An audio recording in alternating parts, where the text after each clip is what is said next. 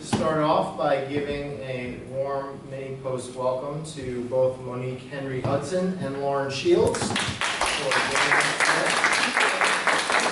Monique is the co-founder of DiverseToons, the panel, and she's going to tell you a little bit more about what the DiverseToons panel and group is. And Lauren Shields calls herself a CG generalist, right, at the Mill. Which is a visual effects, animation, CG studio here in Manhattan. So I'll let them introduce you a little bit more, but let's welcome them for today's panel. Thank you. So as Ryan said, my name is Monique Henry-Hudson. I co-founded the DiverseToons panel. The panel started almost a year ago, which is kind of crazy to think about personally. And the panel came about in an effort to highlight diversity and more representation of people of color, specifically Black people in the animation industry. So that's what we have here today. We have usually two panels, a Black animation panel, where we would have people who work in feature film or freelance animation, special effects, video games.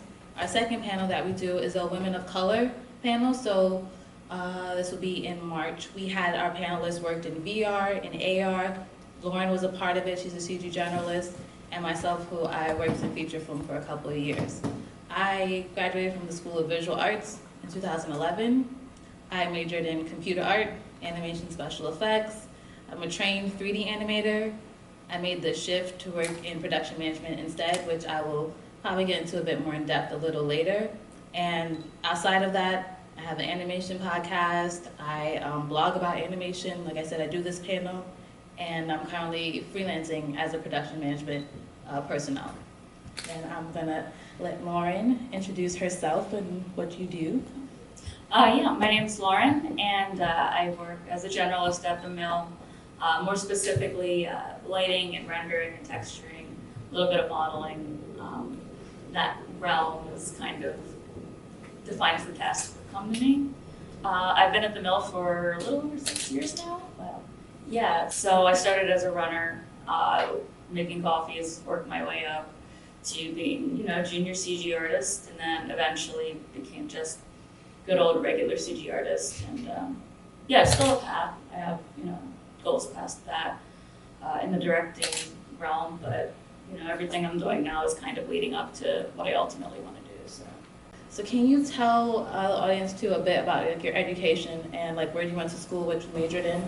Yeah, I went to Drexel University in Philadelphia. So at the time it was just beginning its CG program, but I knew I wanted to get into CG, but I also wanted to learn things like physics and a little bit of math, because eventually everything that I picked up on the side that was not art related somehow translated into working for me now. So animation, bouncing, just a bouncing ball, basically, learning mass and the air friction and all that helped me in the end. So I'm trying to think what else. That's what you did in college. Yeah. And then how did you transition from college? You said you were a runner. Did you do any other maybe art related things in between college and landing at the Mill? Yeah, so right after college, I struggled to find work. It was not easy. So I ended up doing a couple odd jobs, tried to find something in the art field, but where I was, I moved back home, and there weren't really a lot of opportunities. Where's home? Oh, I live right outside of Philadelphia, maybe 15 minutes. Okay. So, besides commuting to the city, the options were limited. The girl with no car, So I ended up, painting at a pottery shop for a little bit and arranging flowers, which, again, helped me in my texturing. Every little thing that you observe and take in ends up being really helpful. So after that, it was just a small startup that only hired kids right out of college. And that was rough.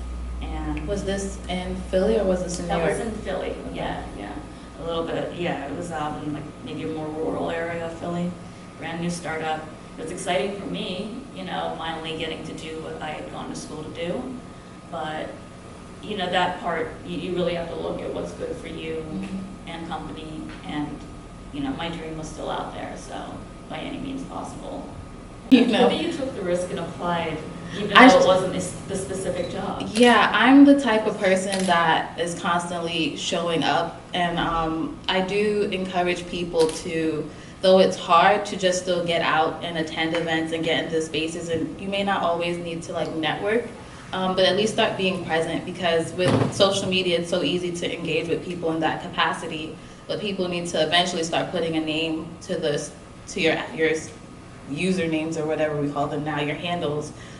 So that's what I think is important. And I actually want to segue into that. What are some maybe tips or suggestions could you give to people starting out and maybe looking for how to connect with other people in the industry? Yeah. Well, most recently, I've seen a lot of artists, a lot of my coworkers, putting their art on Instagram. And if it is on Instagram, then usually it's linked to ArtStation. Okay. So instead of websites, I see a lot of people with ArtStation portfolios just showing their work, and then you can see the progress, from over the years to what they put up most recently. So that's the most common portfolio method I've seen. But to get your stuff out there, I would say Instagram and tags are very important, because people like us are always looking to see what everybody else is doing, Yeah. to see who's moving along and who's found out something new. So if you figure out something cool, post it and tag it. Now that I've started the panel, I've started to have recruiters ask me like, oh, what can we do to get more like women in the studios, or what can we do to get more people of color, because they would go to, I don't know, wherever they're going, and they say, we don't see them.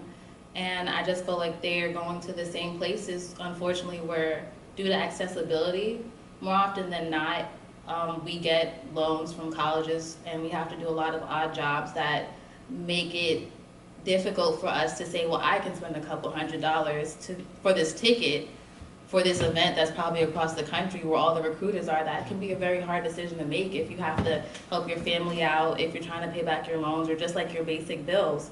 So if those are the kind of events that recruiters are always going to, then they're going to miss out on a lot of talented people, just because they can't afford to be at those places. So that's something through this panel that I've just been bringing awareness to, that they do have to come to programs like this. They do have to start going outside of those typical SIGGRAPH stuff, where that is a lot of good talent, but not a lot of the diverse talent that they claim that they're looking for is not going to be able to be there. Yeah.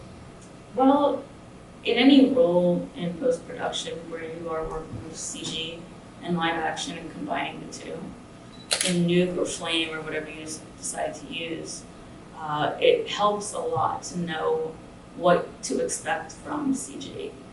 It helps us and it helps you get the best result. So if you could learn a little bit just about, like render passes and, how we need camera information and all that, just to try as hard as we can to recreate a live scene within our programs. Because essentially we're creating something from nothing, and it has to fit with CG, otherwise it's going to be horrific no matter how much it can be comped to death. But the CG has to be on point to a certain extent before you can even pass it on to whoever this has to be in the 2D world. And then production is managing all of that, and making sure it flows and everybody's on track. So, but CG is first down the pipeline as far as that's concerned. Like if you're waiting for an element from CG, communication is like the most important and the most little used thing I find sometimes with important jobs, huge jobs. Over communicate sometimes is just the best thing to do. Please, yeah.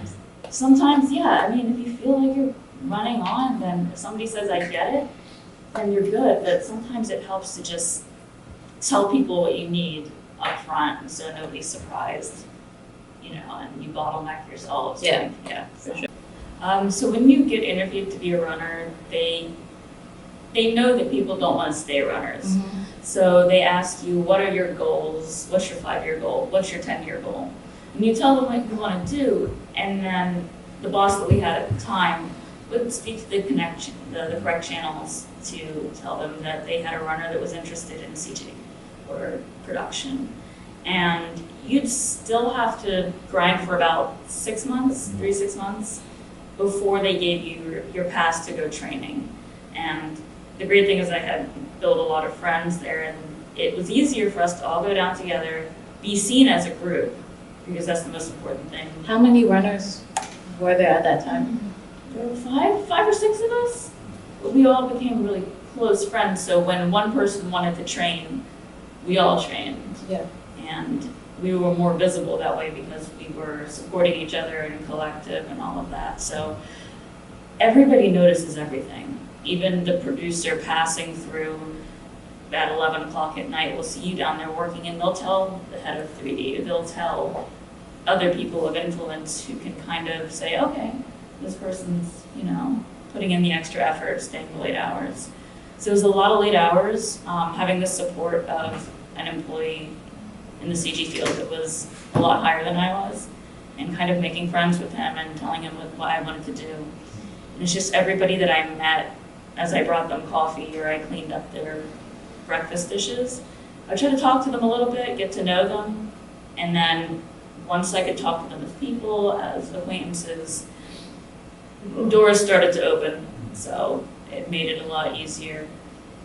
And then at some point you really don't mind picking up the dishes and everything because you're paying your dues and one day you're gonna be sitting at that desk, so that made it a lot easier to do for me.